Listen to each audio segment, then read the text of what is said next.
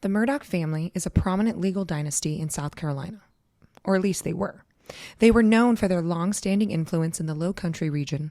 For nearly a century, the family held significant power, with multiple generations serving as solicitors or prosecutors for the 14th Judicial Court, overseeing 5 counties. This position enabled them to wield considerable legal and political influence. The family's patriarch, Randolph Murdaugh III, held the solicitor position from 1986 until his retirement in 2006, following the tenure of his father and his grandfather. The family's legacy extended into private legal practice, where they continued to be influential figures in the region's legal landscape. For decades, the family wielded substantial legal influence to their own personal benefit, some good old chicken fried nepotism that is so common in the South.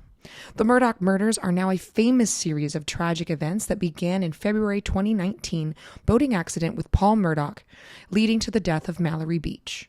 Later, on June 7, 2021, Paul and his mother Maggie Murdaugh were found shot to death on their family property. The double homicide led to a deeper investigation revealing Alex Murdaugh's extensive financial crimes, including embezzlement from his law firm and his personal clients. In September of 2021, Alex survived a shooting that was later revealed to be a staged suicide attempt aimed at securing a $10 million life insurance payout for his surviving son, Buster. The investigation into the murders of Paul and Maggie remained active for almost 2 years, with authorities exploring various motives, including those related to Alex's legal and financial troubles. Today, we're going to explore where the Low Country is, the generational influence of the Murdaugh family, and the life and crimes of Alex Murdaugh in today's deep-fried Southern-style sweet tea and a mean streak episode of Highway to Hell.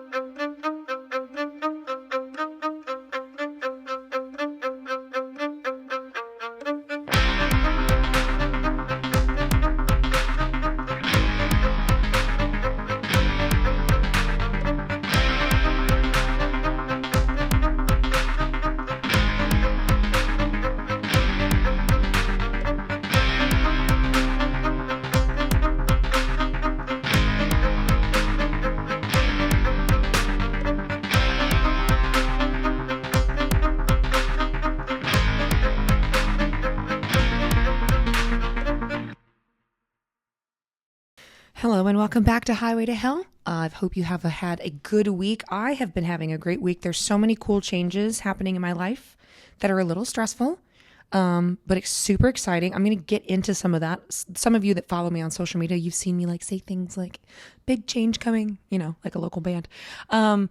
But I actually just got done with a meeting today at a new podcasting studio that I am hoping to move into as soon as 2 weeks from now, which will be higher video quality content, higher audio recording quality, all of the stuff, working with them as a team as part of their creative group, which I am so excited. It's been a long time since I've sat down with a couple other creatives and just had such a good feeling, and it was so inspiring and so I walked out of there just feeling like I was floating, I need to go work out again. This is awesome. I'm so excited. The other thing that's happening, potentially, hopefully by August, I am going to not be technically living in Nashville anymore. I will still be performing weekly. I'm going to live primarily on the road. I've just come to the decision that I really want to pursue the podcast as well as my original music in a more full-time sense. And the best way to financially do that is to rent out the apartment I own, which will be rent out as a furnished place. And I have been debating that, bouncing that idea around back and forth. And I've finally decided that I am in my era of making brave and bold decisions for myself, for the career that I want to have. And so I will be renting out my apartment full-time.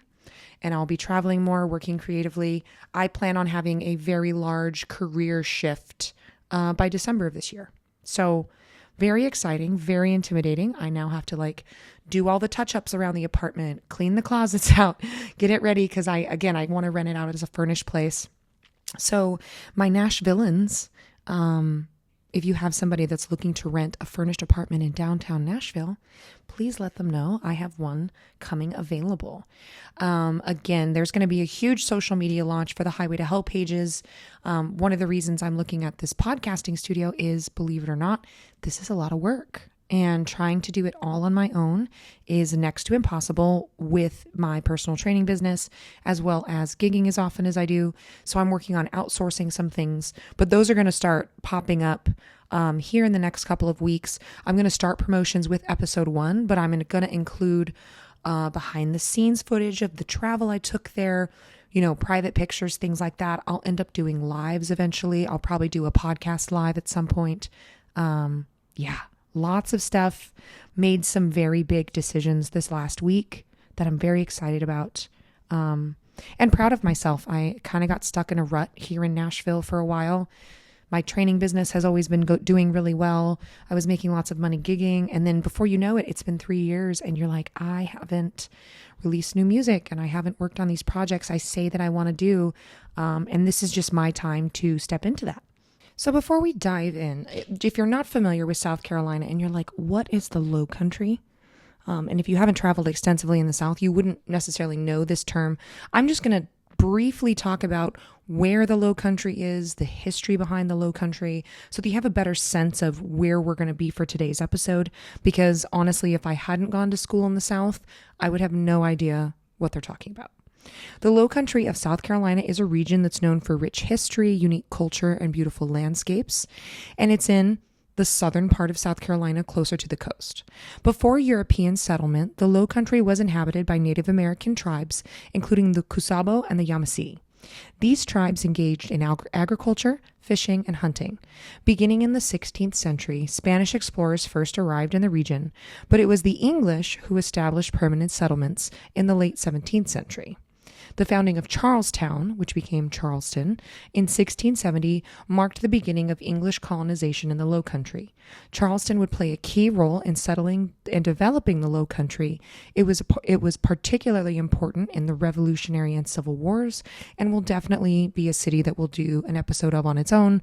Charleston is definitely the most famous city in the Low Country, but we'll talk about a few others. The region's fertile soil and favorable climate made it ideal for agriculture. Rice and indigo became the main cash crops, leading to the establishment of large plantations. The success of these plantations relied heavily on the labor of enslaved Africans, who brought with them the knowledge of rice cultivation. The blending of African, European, and Native American cultures led to the unique Gula culture, which is still prevalent in the Low Country today. The Gula people developed their own language, cuisine, and traditions. Now, before this episode, I had never heard of the Gula before, so I wanted to explain what that is. The Gula people are a distinctive African-American ethnic group known for preserving more of their African linguistic and cultural heritage than any other African community in the U.S. They primarily reside in the Low Country region of South Carolina and in Georgia, which includes the coastal plain and the Sea Islands. The Gula are descendants of enslaved Africans who were brought to the region to work on rice, indigo, and cotton plantations.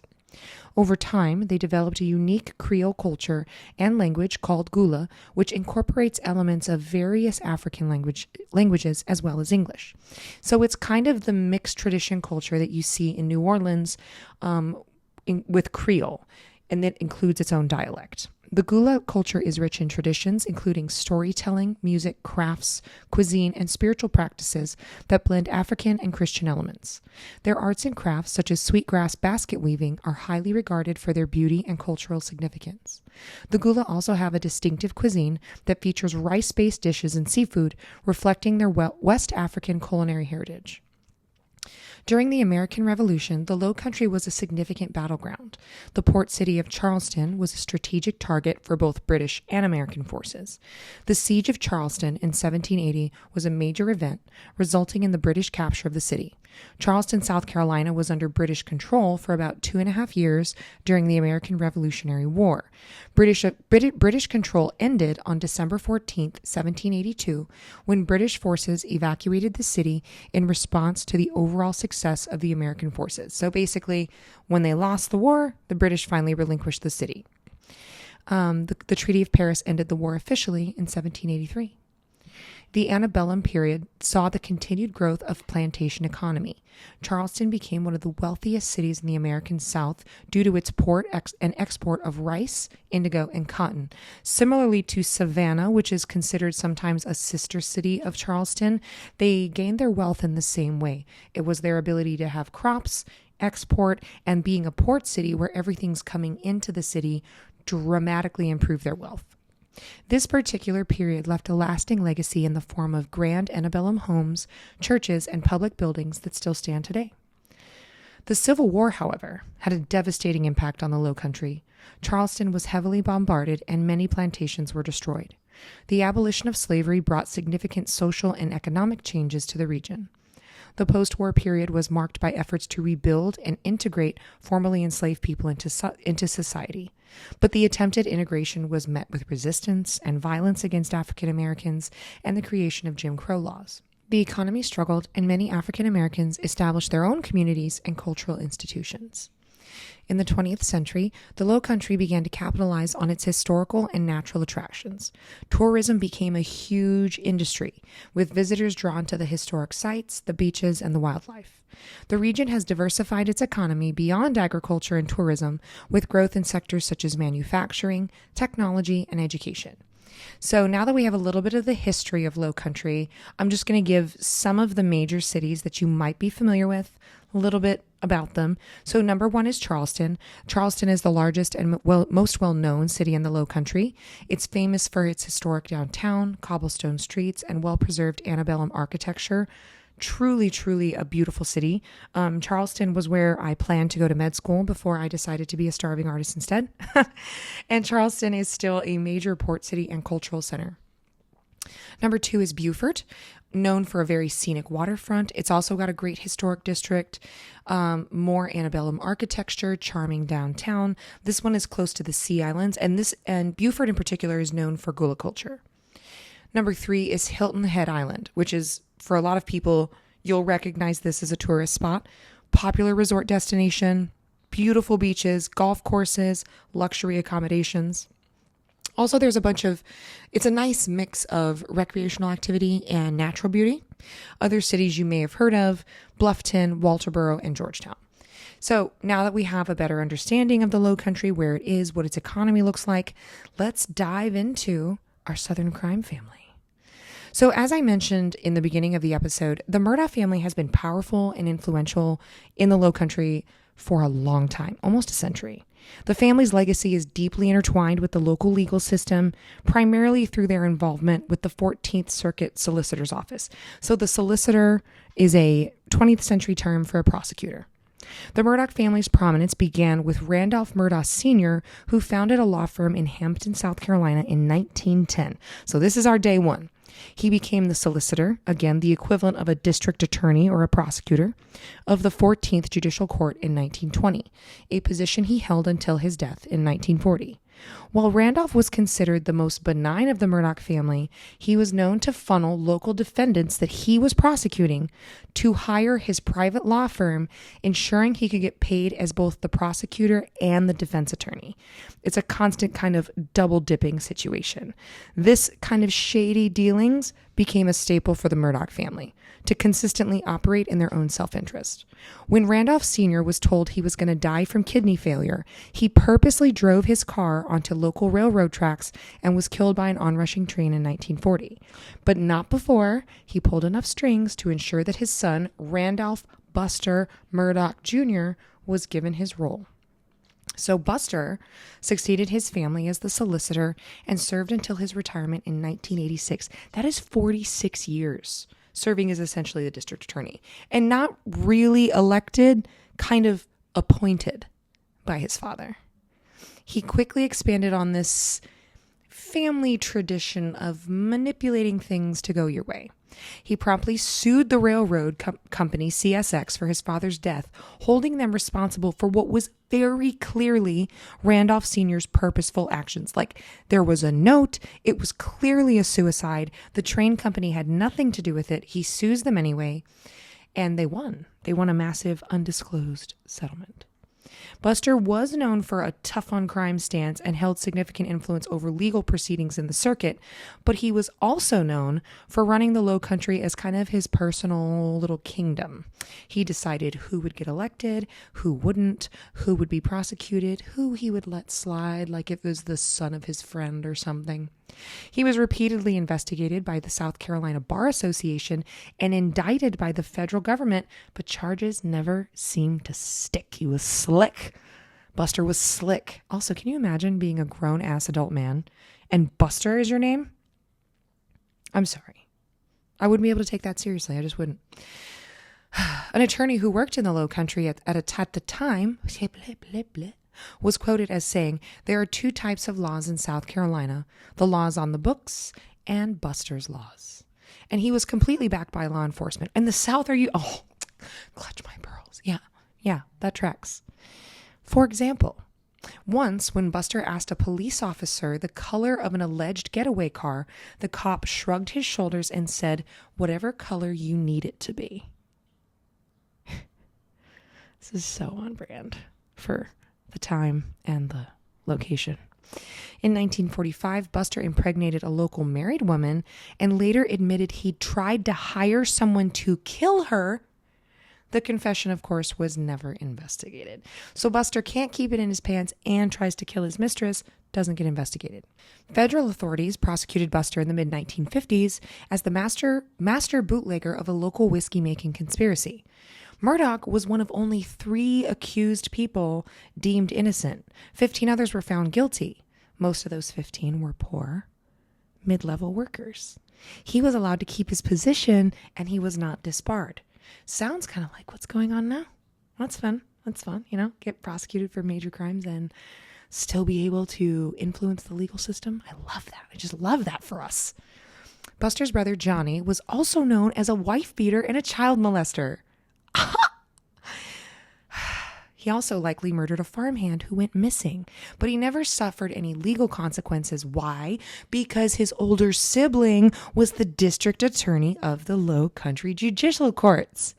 And honestly, of course, all over the country, we have a justice system that tends to protect rapists and molesters as a whole, but I have found it to be especially bad in the South. They're happy to make laws throwing women in jail for having an abortion, but give rapists a slap on the wrist, and if anything, blame the victim. Well, what did you do? Well, he must have beat you for a reason. What were you wearing? And that's if the perpetrator even makes it to the courtroom. 97% of rapists will never be convicted, and it's especially bad in the South. In a completely unsurprising move, when Buster retired in 1986, he pulled his own strings to guarantee his son, Randolph Murdaugh III, also known as Randy, was named as solicitor. Can I also briefly talk about, and this is a personal opinion, the height of arrogance that you have to name your child after yourself? And also as a man, right? You have sex with your wife. You feel good. You release. Yes. She gets pregnant. She goes through 10 months of torture and however long, nearly dying in labor. And we're going to name the kid after you. And then the added bonus of forget your kid having his own identity. You have to make him a carbon copy of yourself. I don't get it. I don't understand the appeal. Naming a kid after someone in your family, like a grandparent that meant a lot to you, like fine, cool, whatever. But you know what? You know who the greatest person I know is? It's me. We should name him after me. I fucking hate it. I hate it. Anyways, Randy served as a solicitor from 1986 to 2006. This upstanding citizen was known as a philanderer and flaunted cheating on his wife repeatedly. Scumbags. The whole family is like a line of your white collar Southern looks good on the outside family that are just scumbags. It's everywhere. In true Hanks, I'm just carrying on an old family tradition. Community Dick Randy also bent all the legal rules in his favor.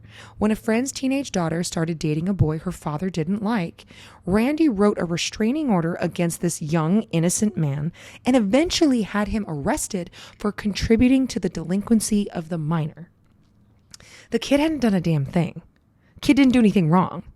The family's law firm, Peters, Murdaugh, Parker, Eltzroth, and Detrick, shortened to PMPED, because Jesus, dramatically grew in reputation and power during this period. The Murdaugh chokehold on the solicitor position officially ended in 2006 with Randy's retirement, mostly because Randy's son Alex, and the star of today's story, was more of an ambulance chaser than a serious attorney, which just means he tries to find accidents, people that got hurt at work, cases that he can easily win large settlements. He was not interested in the low salary of a district attorney, even though it came with a lot of power. He wanted as much money as possible. He preferred the easy way, and private law paid better. Alex was known as a meathead, a brawler, and a loudmouth. Just quality. It's just a family of quality. A fellow attorney said he was an underhanded piece of shit, a bully all of his teenage and adult life. Color me not surprised. Not surprised at all. Before retiring, Randy did make his son Alex a volunteer assistant solicitor, a powerless position which the younger Murdaugh nonetheless used to get himself an official law enforcement badge and blue lights atop his personal vehicle so that he wouldn't have to deal with traffic. Jesus H. Roosevelt Christ. Are we surprised that the events unfolded the way they did with a dynasty like this? This light and this law enforcement badge allowed him to run rampant in the Low Country. God forbid we hold people accountable. And while Alex was a pariah to everyone else, he was a star in the Murdaugh family law firm, enriching both the company and himself. In 2013, Alex personally earned more than $5 million that year. And he, like his ancestors, didn't care about coming into that money in any honorable way. In 2007, a car crash left one teenager dead and the driver with a severe and permanent brain injury. Asshat Alex decides to sue the brain-injured boy for reckless driving, even though the fatal accident resulted from a truck driver negligently leaving his semi parked across both lanes in a darkened country road. Now, why would Alex come after a brain-dead teenager? Because the truck driver had no insurance, but the teen driver's father did, and it ensured a much bigger financial settlement. This man was a dirtbag, top to bottom. Still is. He's in jail now. Despite all of his slimy success, his massive opioid addiction, that's fun, high living lifestyle, private plane, huge real estate purchases, he made a lot of money, but he was also in massive debt. Went full Michael Jackson with this shit. Despite a highly questionable multi-million-dollar loan from a friendly local bank to cover his expenses, he needed to steal from the family law firm and siphon off cash from his clients to cover his expenses. In one case, Alex's client was awarded more than $2 million, but Alex only gave him $370,000 and kept the rest. When his housekeeper mysteriously died from a fall at his hunting retreat, Alex sued himself as the homeowner to ensure a big insurance payout for her family, quotation marks. More on that later, but let's just say that her family didn't get the money until they sued for the money. Alex's son Paul was also known as Little Dylan Klebold. Now, for those of you who don't remember who Dylan is, that's one of the Columbine shooters. Alex's son Paul was known as Little Dylan Klebold. Nice. He was fascinated with blood and guns, and rumors abounded that he'd bashed in the head of a local gay man who was said to be having an affair with Paul's brother. So this was a very suspicious death in 2015 that we'll cover later, that is very much believed to have been committed by Paul, and his family covered for him because this other young man named Steve was gay. I believe it. I do. This whole family. Paul did kill another local, though, by drunkenly crashing into a bridge driving a boat he had no business being on. Before we dive into the timeline of the life and crimes of Paul and Alex Murdaugh, mostly Alex, now is the most convenient time for our sponsor break. This episode is brought to you by Nashville for Nobodies. It's a podcast hosted by Bobby Gordon, along with co-host Kyle Thurkey, that discusses the Nashville music scene, the ins and outs of Lower Broadway, and the lives of active musicians in Nashville. Nashville for Nobodies interviews local and touring studio musicians, as well as other music industry professionals. If you would like to hear my interview, you can find it in Season 2, Episode 11. And this episode is also brought to you by Intravenous Solutions, Nashville's premier IV therapy and wellness center. IV therapy can help you recover quicker from heavy workouts or illness, treat the symptoms of dehydration, and improve sleep and give you healthy, glowing skin. Being on stage several times a week, the IV treatments are a lifesaver. And with 4 locations in Nashville, Hendersonville, Franklin, and their brand new location in Bankers Alley Hotel by Hilton, it is easy to get a high quality care all week. Come party in Nashville, come see the band, and beat the hangover at Intravenous Solutions. Give the code Monty10 at checkout for a 10% discount on services. Now let's get back on the highway with today's timeline of the modern Murdaugh murders. On February 23rd, 2019, a group of 6 friends, Paul Murdaugh, remember this is Alex's son, little Columbine shooter man, his girlfriend Morgan Dowdy, Mallory Beach, her boyfriend Anthony Cook, and Anthony Cook's cousin Connor Cook, and Miley Altman, all gathered to go boating and visit an oyster roast on Pocky Island.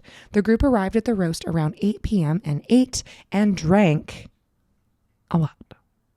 At 12 a.m., the group left the roast and decided to stop at Luther's Rare and Well Done in Beaufort for more drinks. Surveillance footage shows that at 1 a.m., Paul was purchasing alcohol with his older brother Buster's ID. Again, nepotism. Just enabling misbehavior because you are above the law because of who daddy and your granddaddy were. At 1:17 a.m., the group left the bar and went back to the boat. A visibly intoxicated Paul demanded on driving despite the protests of the others and their attempts to take the keys away. Tragedy struck at 2:20 a.m. The boat crashed into piling near Archer's Creek Bridge, and because the boat was going at such a high speed, it ejected several passengers, including Mallory Beach. Her boyfriend Anthony frantically searched for her in the dark water, but she couldn't be found. Man, that poor kid. Like, your girlfriend gets ejected out of the boat because of some dirtbag, and you can't find her. Like, how much guilt he must have felt. The group called 911, and emergency responders arrived shortly. A massive search operation involving local authorities, volunteers, and the Coast Guard started that night and lasted until her body was found on March 3rd, 2019, about 5 miles from the crash site along the Broad River. Paul Murdaugh was charged with 3 felony counts, including boating under the influence, causing death and bodily injury. Reports surfaced that the Murdaugh family and prominent legal figures in South Carolina attempted to obstruct the investigation. Oh my God, I'm shocked. They've been doing this since 1910. Witnesses claim that Alex Murdaugh, Paul's father, and Randolph Murdaugh III, so Randolph Murdaugh III is the one who was the prosecutor till 2006, his grandfather, came to the hospital the night of the accident and tried to influence the statements of the other passengers to protect Paul. So shady. They're scared teenagers. They're injured. One of them is missing and most likely dead. And these 2 show up to, like, dirty the water a little bit. There was also accusations that law enforcement officials showed preferential treatment to Paul, including delaying administering a sobriety test in hopes that he would pass it. But he was so drunk he didn't. The perception of favoritism and interference fueled public outrage and skepticism about the impartiality of the legal proceedings, obviously. And also because remember that this region knows Paul most likely murdered someone in 2015 because it was a gay man involved with his cousin. So they already think in the back of their mind, hey, we think this dude killed Steve. Then this happens. They're like, oh, he's going to get away with it because they covered up for him last time. Mallory Beach's family filed a wrongful death lawsuit against several parties, including the Murdaugh family, alleging negligence in allowing Paul to operate the boat while intoxicated. Also, let's talk about underage drinking. Despite the efforts of his family, Paul was eventually charged but remained on bail while awaiting his trial. He was still awaiting that trial at the time of his death in June of 2021. On the evening of June 7th, 2021, Paul Murdaugh, 22, and his mother Maggie Murdaugh, 52, were at their family's hunting estate in Colleton County, South Carolina. Cell phone activity shows Maggie walking towards the dog kennels around 8:50 p.m. and Paul watching videos and texting on Snapchat at 9 p.m. Sometime between 9 and 9:30, Paul was shot in the head and upper body with a shotgun, and Maggie was shot with an assault rifle. Both of them died on scene.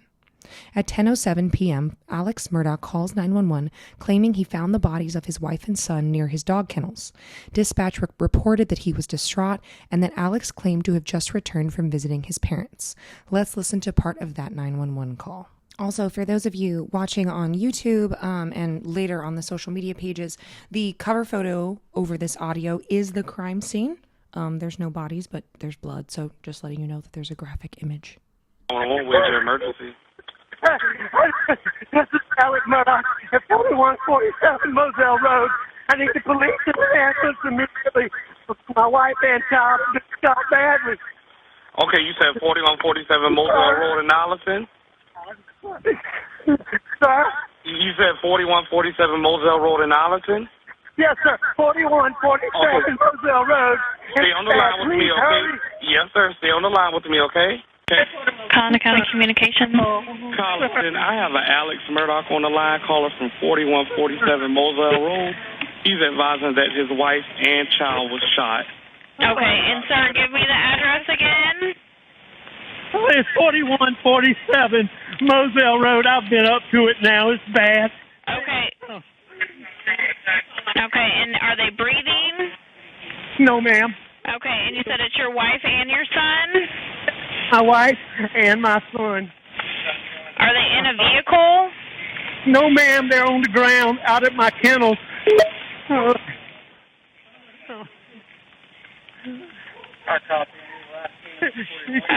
and did you see anyone? Okay, is he breathing at all? No.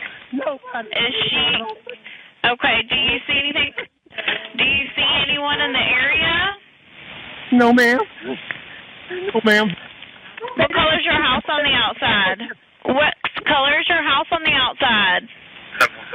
It's white. You can't see it from the road. Okay, is it a house or a mobile home? It's a house. Okay, and what is your name? My name is Alex Murdaugh. Okay, did you hear anything, or did you come home and find them? No, ma'am. I've been gone. I just came back.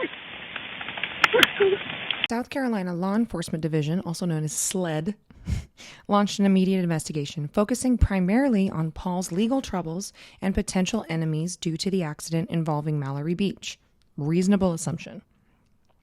On June 17th of 2021, Alex Murdaugh's father, Randolph Murdaugh III, died of natural causes. And while Alex was not initially suspected in killing his wife and son, financial irregularities redirected the investigation towards him. On September 3rd of 2021, Alex Murdaugh was forced to resign from his family's law firm after it was discovered that he had allegedly misappropriated millions of dollars. Millions, and I mean millions upon millions. The firm initiated an investigation into his financial activities. Alex at first was not a suspect, now is entrenched in a financial investigation and a murder investigation. The day after his resignation from the law firm, Alex was shot in the head while changing a tire on a rural road. He survived, and it was revealed on September 6th that this was a planned suicide attempt orchestrated by Alex, who hired his former client and current drug dealer, Curtis Edward Smith, remember that opioid addiction, to kill him so that his surviving son, Buster, of course we can't let that name die, could collect a $10 million life insurance payout. Sir, your life isn't worth that much at this point. After they were able to establish that Alex Murdaugh attempted to commit insurance fraud, SLED issued warrants on September 15th, 2021 for his arrest. Alex turned himself in on September 16th to authorities and was charged with insurance fraud, conspiracy to commit insurance fraud, and filing a false police report.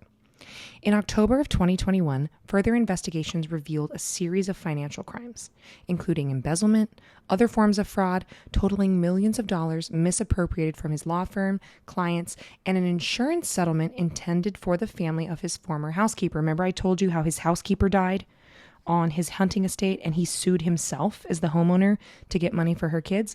Let's talk about that now. So her name was Gloria Satterfield. The Murdaugh family's longtime housekeeper, she had died following a trip and fall accident at the Murdaugh family home in Hampton County, South Carolina, on February 26, 2018. According to reports, she fell down the steps at the house and sustained serious injuries.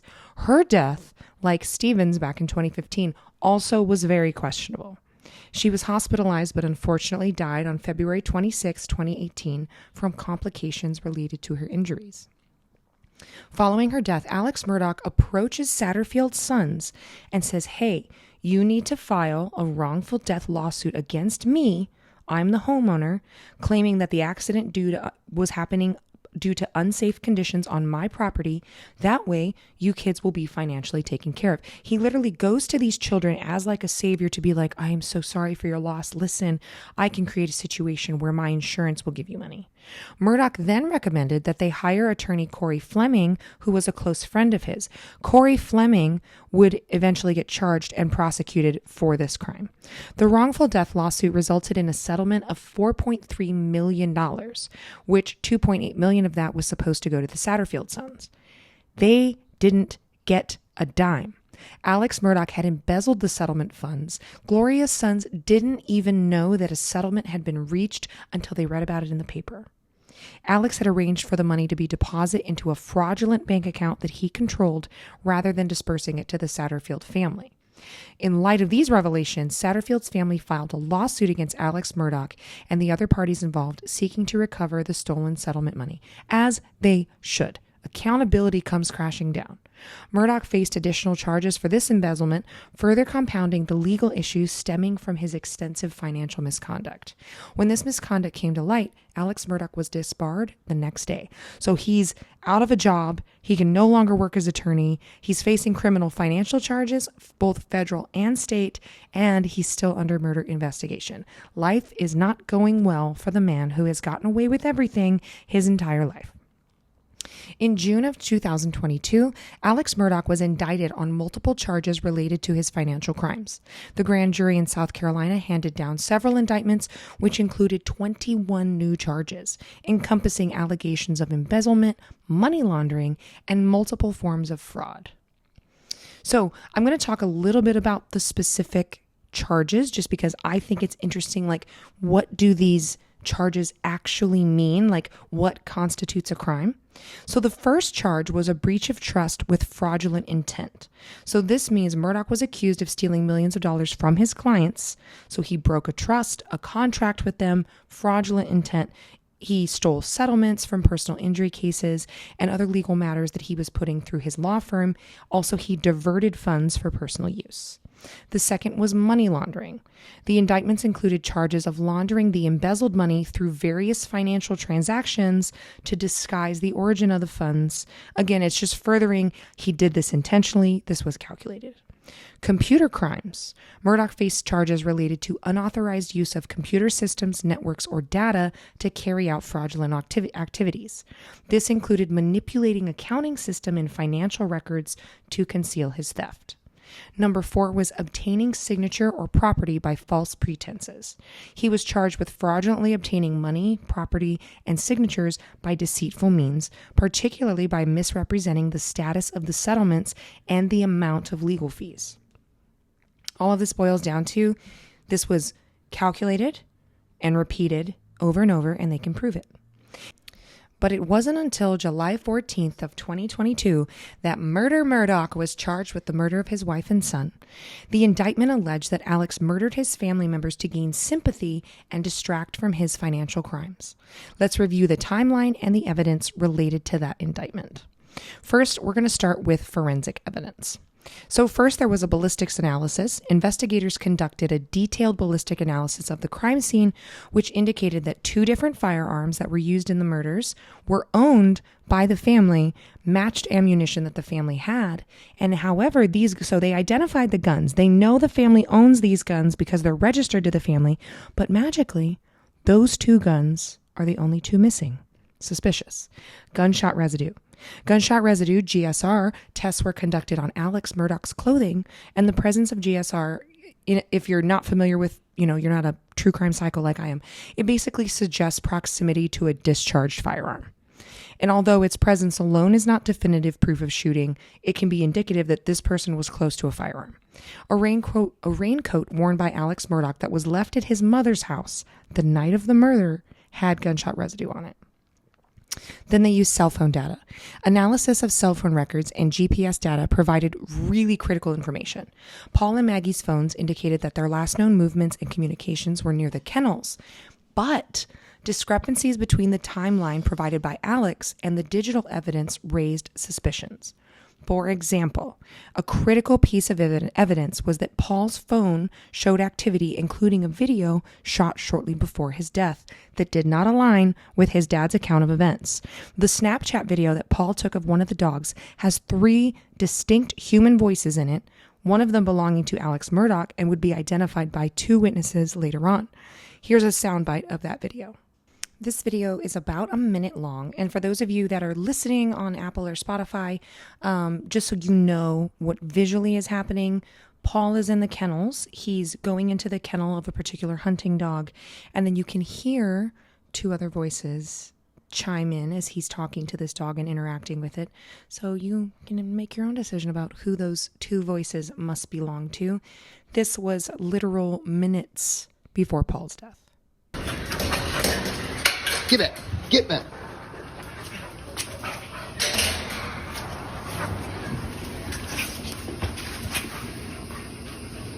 Quit, Cash. Come. Quit. That's okay. Come here. It's not bad. Come here, Cash. Shit. Come here. Post it. Cash. Hey, he's got a bird in his mouth. Hey, Bubba. That's a guinea. This is a chicken. Come here, Bubba. Come here, Cash. Come here, Bubba. Cash. Quit.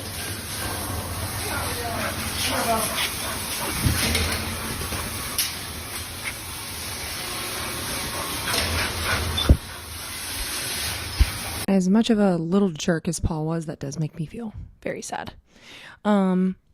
Let's continue with the evidence against Alex Murdaugh. Also, the 911 call and initial statements. We heard Alex's 911 call earlier, made on June 7th, 2021, when he reported finding the bodies. They started to kind of question this. Investigators noted inconsistencies in his statements between that call and later interviews about his whereabouts and activities leading up to discovery of the bodies. Later on, during multiple interviews, Alex provided, again, varying accounts of his actions the night of the murders. He was shifting alibis, and he had a failure to account for specific periods of time, really started to raise red flags for investigators. In fact, in one of these interviews, he seems to misspeak to the investigator, to the detective, and says, "I did him so bad." This recording was later played in court with the detective testifying. I'm just going to let you listen to it, see what you think, but you'll also hear the defense attorney ask the detective what he said or what he thought he heard in the room, and the detective testifies there as well. And sitting here talking today is tough. It's just so bad. They did it so bad. When you asked the defendant about the traumatic picture that he saw of Paul and Maggie, what did he say? It's just so bad. I did him so bad. I did him so bad. Yes, sir. They also explored that Murdaugh had financial motives to kill his wife and son. During the investigation, it was uncovered that Alex Murdaugh obviously had been involved with all of these financial crimes. The timing of the murders coincided with the impending exposure of these crimes. Like, the house of cards was falling, he needed a way out. This provided a possible motive. It was a cruel and brutal attempt to deflect attention away from his crimes and garner sympathy. Number 2 was insurance payouts. He's been committing insurance frauds for decades. Evidence suggested that Alex might have been attempting to secure financial stability through insurance payouts from their deaths. This theory was bolstered by the subsequent staged suicide attempt where he tried to get $10 million for his surviving son. And other evidence that they had was surveillance footage from various locations, including traffic cameras and local businesses, that helped piece together Alex's movement the night of the murders. There was big discrepancies time-wise between the footage and the accounts, which further implicated him. Number 2 was witness testimony. Testimony from friends, family members, colleagues painted a picture of Alex's state of mind and his actions leading up to the murders.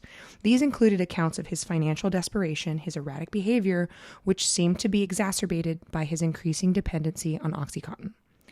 Now let's talk about the actual trial. This is the first time I'm really going to go in depth in a trial, part of which it's so well documented because it's so recent, and I'm kind of excited for this. This is like fulfilling my true crime Monty was an attorney in a past life fantasy. The trial began with jury selection on June 23rd, 2023, drawing significant public and media attention. Over 900 people were called to be potential jurors. On January 25th, 12 jurors and 6 alternates were selected, and the prosecution and defense gave their opening statements. I just want to say really quick, how crazy the idea of juries are. Okay, I understand the premise of being tried in front of a jury of your peers. But the fact that we go to Gerald, who works on car parts. We say, Gerald, listen. I need you to not work for a few days. I'm barely going to pay you enough to eat. I need you to consult and decide on this crime with your extensive legal knowledge. Don't worry, your neighbor Carol, who runs the daycare center, she's going to be there. And we're going to have you guys come in as legal experts. And you're going to decide the fate of this human forever. That is crazy to me. That, like, it could be anybody, right? Like, it could be a doctor who's well educated and, or even someone who has a background in law of some kind. Or it could be someone who doesn't know the difference between your, and your. Doesn't know when to use the apostrophe. That is crazy to me, especially in cases where someone's life is on the line. It's so weird to me. It's weird. I'm sorry, it's weird. Again, I understand the jury of your peers premise, but the fact that it can literally be Joe Schmuck off the street is a little bit wild. Maybe we should revisit that. I don't know. All right. On June 26, 2023, witnesses take the stand for the first time in the murder trial, and they're also shown graphic body cam footage, heard the unredacted 911 calls, and talked to those who were on the crime scene that night. I'm going to play part of the video now. It's way too long to include in its entirety, but there are some really key things about this body cam footage from this officer talking to Alex Murdaugh that I think are particularly interesting. Central 717 scene is secured at a Whiskey Fox, Whiskey Mike, both gunshot wounds to the head. Sir, I wanted to let you know because of the scene, I did go get a gun and bring it down here. It's in your vehicle? Do you have any guns on you at all? No, sir. It's leaning up against the side of my car. Okay. You're fine, man. You're fine. Turn around for me. I don't have any guns. Okay. Yes, sir. I see that. Okay. This is your wife and son? And son. Okay.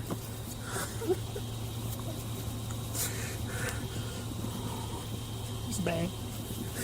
It's bad. Check the pulses. Yes, sir. This is the firearm you brought from inside the house? Yes, sir. Yes, sir. I went and got. This is a long story. My son was in a boat wreck a few months back. He's been getting threats. Most of it's been benign stuff we didn't take serious. Okay. He's been getting punched. I know that's what it is. Okay. When did you get home? Right when you called, or did you go to the house first? Where is the house? I came to the house first. My mom has late stages Alzheimer's, and my dad is in the hospital. Okay. I left. I don't know what time. I can go back on my phone and tell you the exact times. Did you check? Okay. Did I check what? Did you check them? We got medical guys that's what they're gonna do. Okay. What are they doing? Can they hurry? They are. Yes, sir. That gentleman that was out here already, he's one of the battalion chiefs. Okay. And again, I know a lot of you are just listening to this, so I'm going to describe it to you, and I'm going to armchair detective this a little bit. What makes me immediately suspicious of this, because this is Alex's first interaction with an officer on scene. And what made me initially suspicious, like within the first few seconds, is he's answering questions that were never asked. He gives a detailed explanation to the cop without a conversation, without questions. Someone told me once, someone who works in law enforcement, he said, when someone is innocent, all they have is questions. When someone is guilty, all they have is answers, because they've already thought out what they're going to say to you to prove that they're innocent. Also, because you can't see it, Alex is in khaki shorts and a white shirt. But also in his 911 call, he says that he checked their pulse, he rolled them over, he moved them. And how do you not have any blood on your person at all if you already went up and checked their pulse? Also, he's asking the officer, can they hurry up? Who's checking on them? He already said he knows they're dead. So on January 31st, 2023, this is when Agent John Croft testifies that he believes Murdaugh said, I did him so bad, in that video we listened to earlier.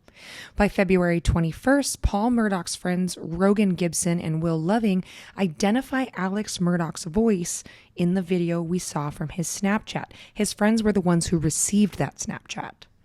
February 2nd to 3rd of 2023, much of the testimony takes place without the jury present because the judge was determining whether or not to allow an in-depth financial discussion in front of the jury. Whether is this necessary for the murder trial? Is it completely relevant? Is this something that the jury is going to understand? Then the jury was brought back in the courtroom, and much of the afternoon was focused on the firearm evidence at the scene and the weapon that killed Maggie Murdaugh. February 6th, Judge Newman rules to allow the financial crime evidence into the murder trial. Marshall Shelley Smith, the caregiver to Alex Murdaugh's mother, also testifies on this day about her interaction with Alex the night of the murders, and that he had specifically told her to lie to anyone who asked about how long he had been at the house. So he was at the house for about 15 to 20 minutes. He told her to tell them he'd been there for 40 to 45 minutes. Later, former co-workers from the law firm spoke about how Alex stole money from the firm, that Alex told them he did not go to the kennels with Maggie and Paul before the murders. Again, he changes this story periodically. Additionally, a forensic scientist identified that Murdaugh's shirt, shorts, and seatbelt and the blue rain jacket left at his mother's house all tested positive for gunshot residue. So again, there was no blood, which is weird if you've just touched two dead bodies and you're sobbing and you're hysterical, but they all had gunshot residue. February 8th, 2023, the next witness was Annette Griswold, who was a paralegal who worked for Alex. She testified about missing fees in a case that she handled with Murdaugh, and how she initially worried that her careless boss had lost or misplaced the check. 3 months after the deaths, she's going to grab a file when the check literally floats like a feather to the ground. She said she knew that it was immediately that Murdaugh was lying and probably stealing money. Around 12:30 p.m. of that day, the courthouse was evacuated due to a bomb threat, and court resumed at 2:30 p.m. This just keeps getting spicy. February 10th of 2023, longtime Murdaugh housekeeper Bianca Turabiat Simpson testified that she noticed several things were out of place at the home when she arrived after the murders. On February 13th, 2 jurors were replaced because they contracted COVID. And a DNA expert discussed what was found as far as evidence collected on the crime scene. A forensic pathologist went into detail about the injuries to Paul and Maggie, that neither victim had defensive wounds and both were within 2 to 3 feet of the shooter. February 16th, a crime scene expert details how he believes Paul and Maggie Murdaugh were positioned at the time of the shooting and how close they were to this shooter. In the afternoon, the focus shifts to Murdaugh's roadside shooting in September of 2021 to tie in that he's done insurance fraud before and that this may have been a replay of that circumstance. Audio was played at this time with a phone interview that he had with SLED agents where he admits to staging that incident, that suicide attempt, and asking Curtis Eddie Smith to shoot him. February 17th, the prosecution rests. February 23rd, as a rebuttal and kind of a strange move, defense calls Alex Murdaugh to take the stand at his own murder trial. He testifies to how he spent June 7th, admits lying to investigators when he said he didn't go to the kennels that night, and is grilled under cross-examination about his financial crimes. February 24th, cross-examination happens. He says he believes that the 2019 boat crash prompted someone to kill his son and wife, even though there has been no evidence of this whatsoever. Judge Newman granted the defense's motion for the jury to visit the crime scene at Moselle, which they did on March 1st. 2 expert witnesses testify that they believe Paul Murdaugh was shot from behind with the weapon pressed to his head. Paul was executed. Someone walked up behind him, put the barrel to the back of his head, and pulled the trigger. Once the jury returned to the courtroom, the prosecution presented a 3-hour closing argument. The defense gave their closing arguments on March 2nd. Brief, little, but very important side note, because this sent me over the edge. You'll never guess, in light of his recent passing, who decided to release a video on his opinion of the case. Can you guess? I'm going to give you 3 seconds. It was O.J. Simpson.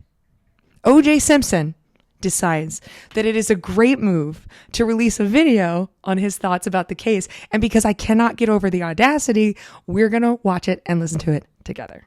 I realized in watching them testify what he was doing, he was just trying to relate to 1 or 2 of those jurors that he was a good old boy. He was one of them. And I'm not sure he didn't succeed in doing that. I am not qualified to really say if the guy did it or he didn't do it. But from what I've seen, do I think it's more likely that he did it? Yes. But more likely equals reasonable doubt. So the whole video is like 3 minutes long. But I mean, listen, if anybody's going to give you advice on how to get away with a double murder, OJ is the one to talk to. But the fact, I was like, what? Like, he was really taking this. I didn't. That it was just the audacity for me. I was like, sir, we all know you killed her and that man. We all know you did. The documentaries are out. And then OJ died shortly after. Rest in distress, my friend. Only after only 3 hours of deliberation, the jury found Murdaugh guilty on all counts. Alex Murdaugh was sentenced to 2 life sentences for the murders and 40 years in federal prison for financial crimes on April 1st, 2024. Here we go. All right, that's our timeline. That's our story. So before we jump into travel recommendations for the Low Country in South Carolina, we are going to do our highway highlights. Number 1, the Murdaugh family had a legal chokehold for 100 years over the solicitor's office from 1910 to 2006. Alex Murdaugh was the king, if you will, of the family's private law practice. Number 2, lots of questionable legal decisions happened throughout the Murdaugh legacy, including hiding financial crimes, being able to get friends off of crimes, and including a suspicious death of a young gay man named Stephen in 2015 that was believed to have been committed by Paul. Number 3, the financial crimes of Alex Murdaugh are what eventually led to his arrest in the murders. It was not until it was discovered he had siphoned off millions of dollars from his clients that there was a motive for why he would want his wife and son dead. And number 5, Alex Murdaugh was convicted and found guilty of both murders and all of the financial crimes, sentenced to 2 life sentences and 40 years in federal prison. Now, we're going to get to the lighter part of travel recommendations. And as I spoke about in the beginning of the episode, the Low Country, the most famous city is Charleston. But when I tell you that we will be going to Charleston together and we are doing an episode just on Charleston, so I'm going to include a couple recommendations from Charleston in the travel recommendations. I'm going to focus more on Beaufort and Hilton Head because we're going to go to Charleston together, and then we're going to be more, because Charleston really is a beautiful spot. It's very nice. So let's start with travel recommendations. So because the Low Country is a region, I'm going to start with the cities that you should see. Number 1, of course, is Charleston. It's a historic city. It's got beautifully well-preserved architecture. The cobblestone streets really are very like romantic in that kind of antebellum way. Founded in 1670, has a lot of historical significance for you history buffs. The heart of Charleston, which is called the Historic District, has a lot of antebellum mansions. There's historic churches. There's landmarks such as Rainbow Row, which is really beautiful. It's a series of colorful historic homes. And there's like horse-drawn carriages going down the street. Like it's very like, so I'm someone who I'll tell you guys, don't tell anyone.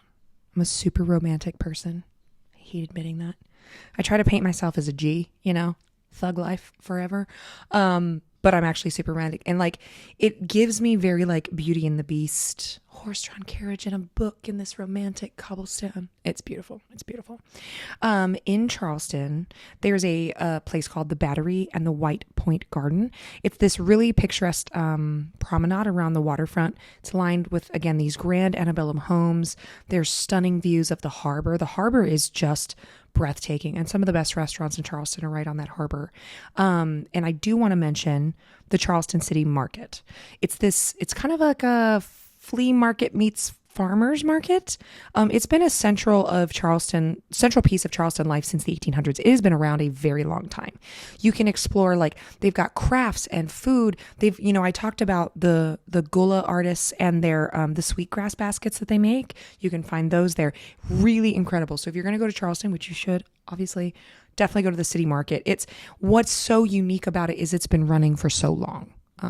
I can't think of another market mentally that I've been to that has been running longer. Even in London, I don't think I ever found one that had been around consistently for that length of time. So the second major city, quotation, these are not huge cities, but they're great, is Beaufort. This is a really pretty, charming coastal town, again, known for antebellum architecture, beautiful waterfront.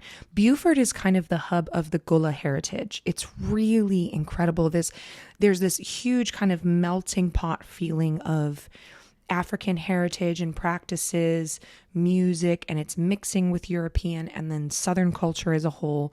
Really, really interesting. Beaufort's definitely where you want to go. Like if you just want to relax a little bit more, don't want to be quite as overwhelmed with tourists. Really just a beautiful, beautiful town. Historic downtown Beaufort is similar to Charleston in its beauty and obviously the type of architecture. There's also guided tours, horse-drawn carriage. To me, Beaufort doesn't quite have as much oomph as Charleston does in that regard, but it's still very beautiful. There's a waterfront park that is beautifully landscaped along the Beaufort River. There's walking paths, running paths, swings, stunning views of the water. Again, Beaufort is where you want to go if you're like, I just need some time away. I need some quiet. I want to see the ocean. I want to eat great food. Beaufort's your spot. Beaufort is the one. It's also close to the islands, so it's easy to get back and forth. There's also a place called the Penn Center, which is one of the first schools for freed slaves. They eventually transformed it into a cultural and education center. So it's really interesting just for the history of the region, but again, also for that Gullah culture and African American history, which I think is really important. I'm going to get on my soapbox here a little bit. I didn't discover how whitewashed the version of American history that I learned was until I got much older. And I can understand to a degree why people don't want to talk about those things because they're horrific. But at the same time, I don't think that the U.S. will find true integration and true healing until we're really honest. Until we're honest about like things like the Tulsa Massacre and the Tuskegee study and the things that happened. I think every time you get a chance to go into a cultural center like this or to learn a little bit more, especially as an American-born white person, very important because I do believe we can heal our country. I believe that we can heal our racial rifts and we can find equality for everyone, but it means that we have to be patient enough to listen and listen to other experiences and listen to history that makes us uncomfortable. The third city that you need to visit in the Low Country is Hilton Head. This is another one of the major tourist areas. Hilton Head's going to be a little bit of my focus for the restaurants and bars.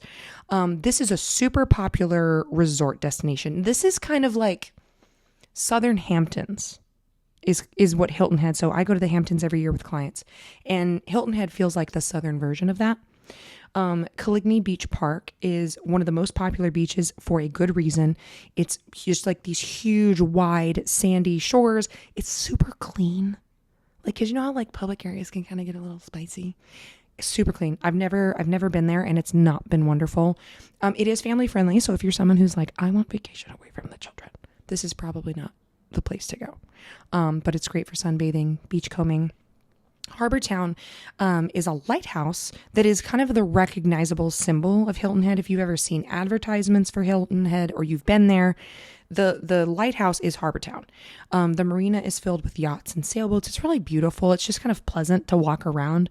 There's shops around the area, dining, entertainment, obviously, again. But remember that Hilton Head is your more resorty, old money, bougie. That's your vibe, okay? But we do that for ourselves sometimes because we love ourselves and we deserve nice things. And the last thing I will say about Hilton Head is Pinckney Island National Wildlife Refuge. I had to write that one down because I wanted to make sure I got the whole name right. It's located between the mainland and Hilton Head Island, and there's 4,000 acres. It is breathtaking. There's trails you can hike. There's wildlife. It's really a pristine wildlife environment. So hikers, outdoorsy folks, that one's for you. Okay. So now what I'm going to do, like with most Highway to Hell episodes, I'm going to go into 3 of my favorite restaurants in the Low Country, 3 of the best spots to get cocktails. Again, there's so many because it's a region. But I wanted to still give some of those recommendations. I'm going to focus on Beaufort and Hilton Head again because we will be doing an episode on just Charleston. All right, so I'm going to do this a little bit differently because we kind of have two cities that are the primary focus for the Low Country. In my experience, there's other small towns and things like that. The Low Country is also really just pretty to drive through. We're going to focus on Hilton Head and Beaufort. So I'm going to give my favorite recommendations for both. So 3 restaurants from Hilton Head that I've loved, and 3 bars, and then 3 from Beaufort as well. So let's start in Hilton Head. And remember, this is for our bougie time. Treat yourself vacation, but also laid back. That's something beautiful about going to the South in general, but especially to the Low Country. This is for like easy living, recovery. This is not like your fast-paced adventure type of vacation. But in Hilton Head, my first recommendation for food, Michael Anthony's Italian restaurant, Cucina Italiana. Obviously Italian, super authentic Italian dishes. The veal ravioli and the scallops with gnocchi, because I went twice. I am a sucker for scallops. I love scallops. I don't eat oysters or mussels, but scallops I will devour. The scallops with gnocchi is so good. This restaurant in particular is known for like really beautiful food presentations, and their wine selection is very, very nice. Titus, you'll appreciate that. The second one, which was my favorite, this was probably my favorite experience, was the Skull Creek Boathouse. You're on the water. It's waterfront dining, which is just so amazing. Again, I'm a romantic. Don't tell anybody. Please don't tell anyone. It'll ruin my brand. So nice. This is going to be like sushi rolls, ceviche, oysters. They have a really great oyster selection. I don't eat oysters because they're slimy and they're gross, but all of their other food is incredible. Very nice. They've got like a shrimp loaded boil, which is what I had. Amazing. I just, some of the best seafood that I've ever had has been in this region. So always a good option. And in the spirit of that, the last restaurant I'm going to recommend is also a seafood place. It's called Hudson's Seafood House on the Docks. Again, waterfront view, really pleasant, like especially if you go in the evening, the weather's so nice. They specialize in fresh, like locally caught seafood and fish. I'm not much of a fish eater. Like salmon from time to time. I'll maybe try a couple other things. Fish is just not really.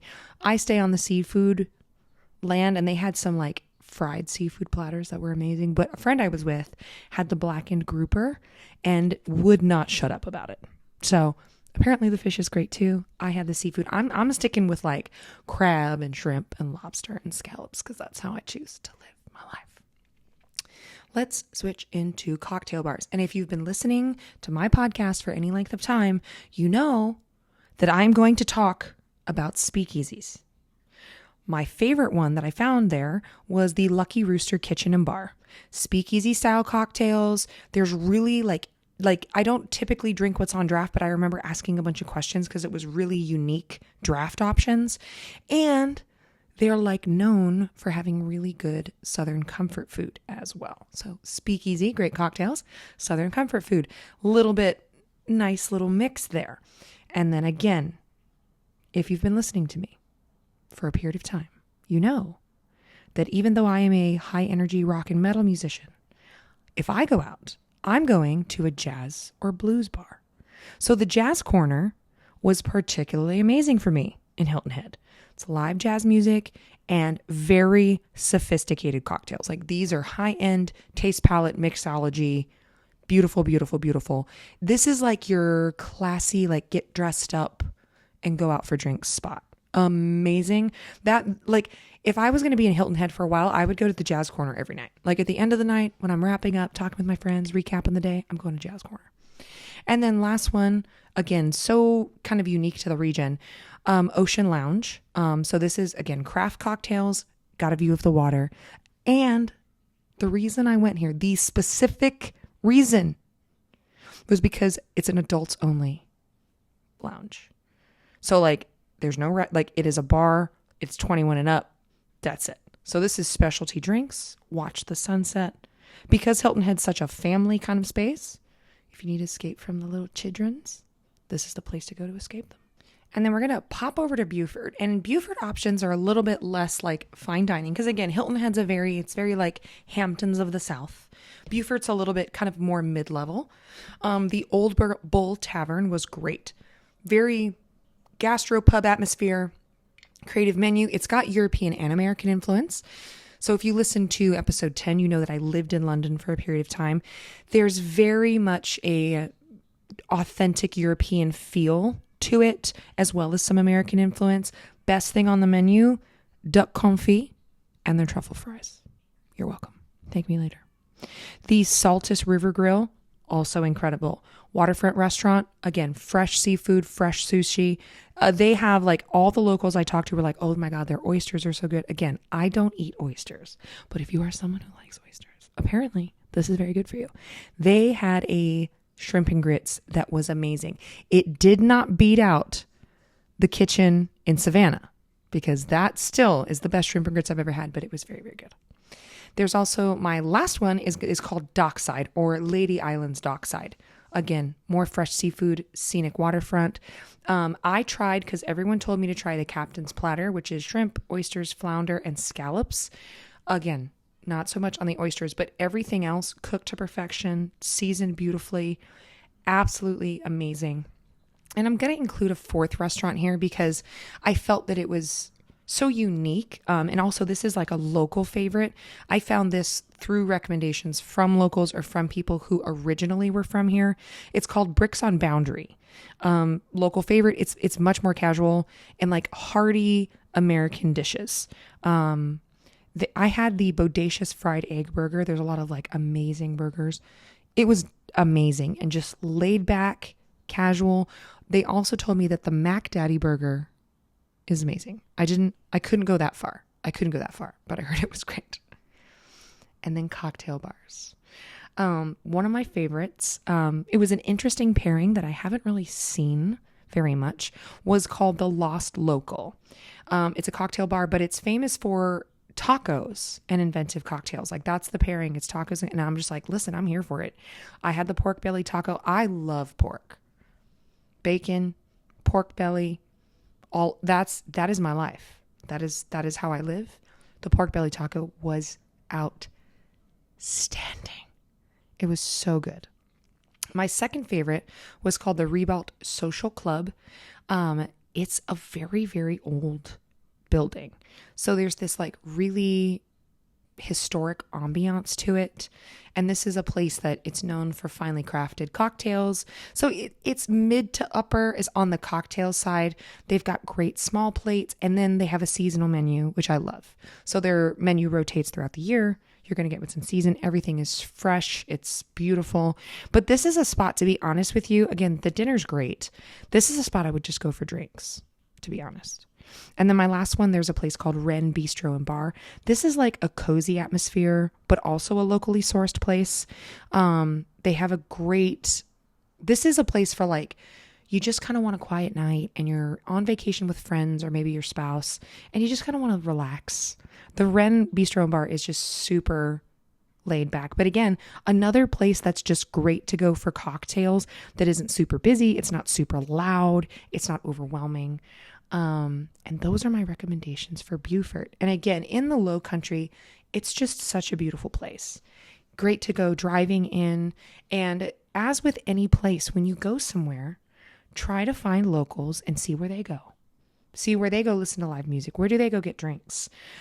Because I love finding the nittiest of the grittiest dive bars. And I love putting on a thigh-high slit and going out for cocktails. So always do something that you wouldn't normally do, as long as it's fucking legal. Because what did we learn today? You get caught eventually. Catches up with you eventually.